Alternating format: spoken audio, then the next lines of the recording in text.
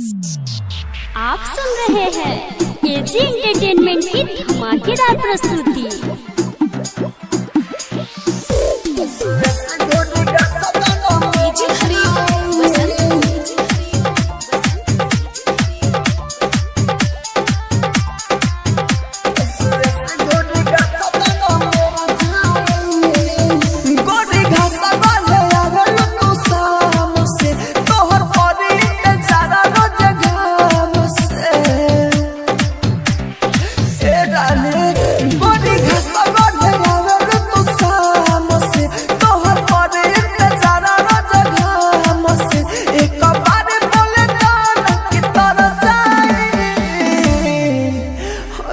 से गोरी गाता तो ना मोर जाई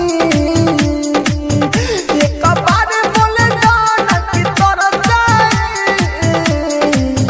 हंसुए से गोरी गाता तो ना मोर जाई हंसुए से गोरी गाता तो ना मोर जाई गाता तो ना मोर जाई डीजे हरिओम बसंत से गोरी गाता तो ना मोर जाई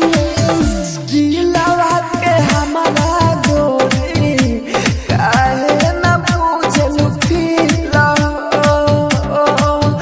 दुखवा के हमारा ऊपर काहे ला ठोकेलू किला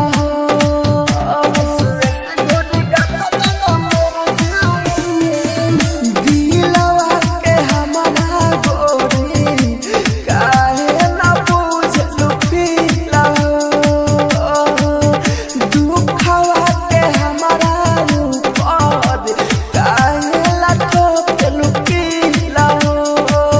जाने देखिए के मुहवा तू मोड़ा लेलू जब सामने आई तोहरी ओढ़ा लेलू तोहरी बात दिलवा में गड़ जाए